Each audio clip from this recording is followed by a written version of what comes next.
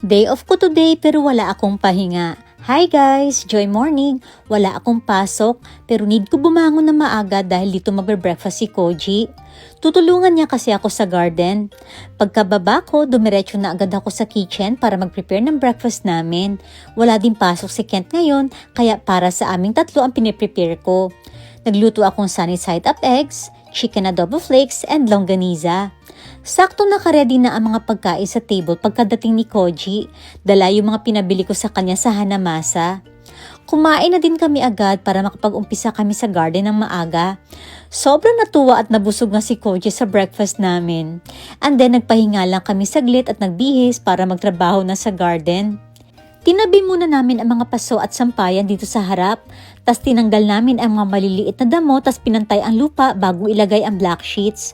Mas mahirap talaga tanggalin ang mga damo kapag maliliit pa lang kesa sa mga matataas na. Pero buti na lang talaga nakasabay kami ng day off ni Koji at maganda ang panahon para matulungan niya ako. Timing din, cloudy ngayon at may konting hangin. Kaya hindi kami masyado nahirapan kasi kung maaraw at mainit, mas lalong nakakapagod. Sobrang napagod kami pero masaya kami sa kinalabasan ng tinrabaho namin.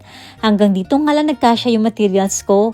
Plano ko palagyan to ng artificial green grass kaya magtitingin pa ako sa home center next time. After lunch, umuwi na din agad si Koji, baka daw kasi maabutan siya ng ulan at gusto niya daw matulog. At bago ako mag-shower, nagwash muna ako ng dishes at nilinis ng kitchen. At habang nagpapahinga naman ako at matutulog sana, biglang sinundo naman ako ng friend ko na gusto magpunta ng Costco. Kahit nga pagod ako, sumama na lang din ako kasi may mga gusto din ako bilhin. Sinukat ko itong dress na in-order ko sa Shein at nagustuhan ko kaya ito na lang yung sinuot ko. Almost 6 p.m. na kami nakarating dito sa Costco. Mas okay talaga pag weekdays at bandang 2 hours before closing magpunta kasi walang gaanong tao at mabilis makapamili. Hindi naman kami gaanong nagtagal dito sa Costco at konti lang naman mga binili ko. Yung friend ko ang mas madaming pinamili kasi siya talaga yung may plano magpunta dito ngayon. After namin mag-Costco, nalibre niya pa ako ng dinner kasi sinamahan ko pa din daw siya kahit super pagod na ako. At pag uwi ko, inantok talaga ako sa kabusugan at sa pagod ko ngayong araw na to. But I'm happy and thankful kasi another productive day off.